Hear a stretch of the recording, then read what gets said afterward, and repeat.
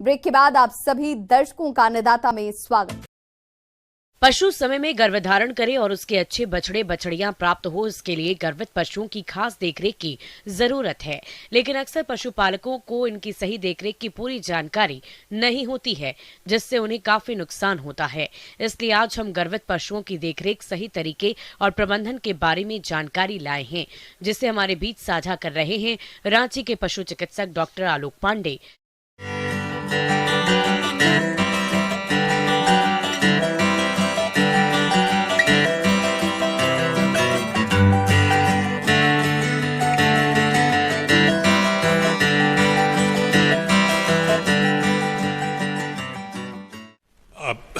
पशु रखते हैं, दुधारू पशु रखते हैं।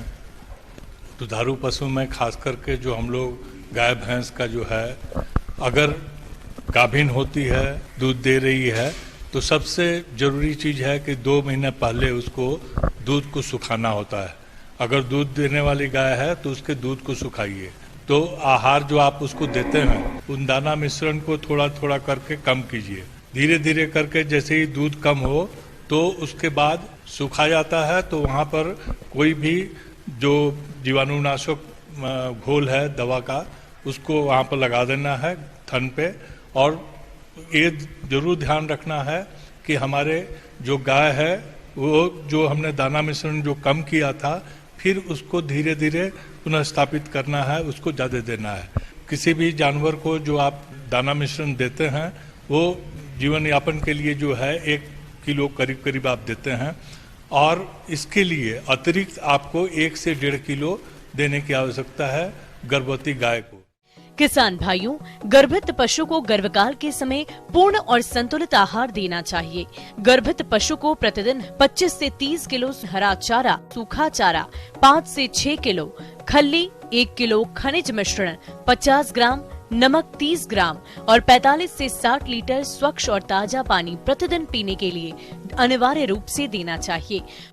आहार की खुराक जो है उसमें हरे चारे की मात्रा बढ़ा देनी है, और हरा चारा में बहुत ज्यादा दलीय दाना मत दीजिए। तो गर्भवती गाय को खाना में जो है कम से कम 1 से 1.5 किलो दाना मिश्रण बढ़ाना चाहिए। तो मिनरल मिक्सचर कम से कम 50 ग्राम रोज उसको मिलना जरूरी है, क्योंकि जो गाय का जो बच्चा जो अंदर जा रहा है उसके भी ग्रोथ के लिए जरूरी है, और उसके आहार में ये आपको सावधानी रखने की आवश्यकता है।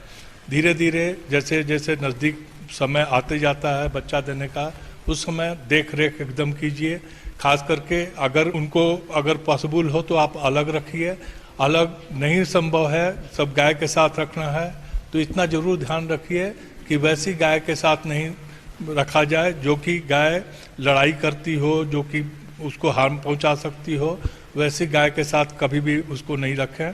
और दूसरी चीज, वैसी गाय के साथ नहीं रखना है जो किसी कारण से उसका गर्भपात हुआ हो। अगर गर्भपात किसी जानवर का हुआ है तो उसके नजदीक में इस अपने गर्भवती गाय को नहीं जाने दीजिए, ये बहुत जरूरी चीज है। गर्भवत पशु के गर्भ का विकास 6 से 7 माह के दौरान तीव्र गति से होता है, इसलिए उस पर विशेष ध्यान देने की जरूरत होती है। गर्भवत पशु को चराने के लिए अधिक दूर तक नहीं ले जाना चाहिए और उबड़ खाबड़ रास्तों पर नहीं घुमाना चाहिए। उठने बैठने के लिए पर्याप्त स्थान देने की जरूरत होती है। पशु जहाँ बंधा हो उसके पीछे के हिस्से का फर्श आगे से कुछ ऊंचा उठा होना चाहिए। और दूसरी ये है कि जैसे जैसे प्रसव का समय नजदीक आता है, आप उस समय बच्चा होने के समय में आपको पता लग जाता है कि बच्चा होने वाला है। कभी कभी गाय खड़े अवस्था में बच्चा देती है, कभी बैठ के बच्चा देती है। तो गाय अगर खड़े अवस्था में बच्चा देगी तो बच्चा जो है वो गिर सकता है और उसको चोट लग सकती है।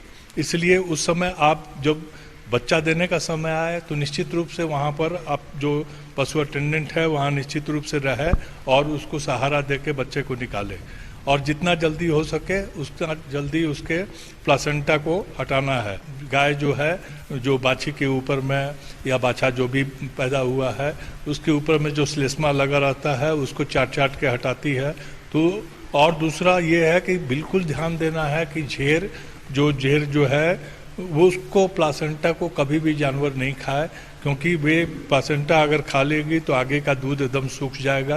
और दूसरा ये है कि आप उसको जो आप अभी गुड़ है, हल्दी है, इन सब चीजों को हम लोग उसको देते हैं। पशु को अगर बयाने में कोई परेशानी आए तो नजदीकी पशु चिकित्सक से तुरंत संपर्क करें। बयाने के आधे घंटे के भीतर नवजात बच्चे को खिस अवश्य पिलाएं।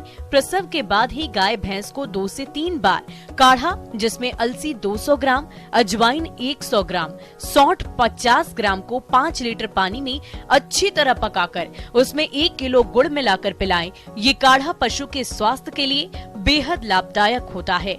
यदि पशु प्रसव के 12 घंटे के अंदर जीर नहीं गिराता तो आपको नजदीकी पशु चिकित्सक से संपर्क करना चाहिए।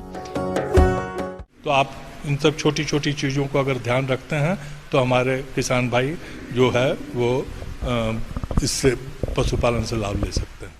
आगे और भी हैं खेती बाड़ी से जुड़ी हुई बहुत सी रोचक जानकारियां। यहां रुकेंगे एक छोटे से ब्रेक के लिए।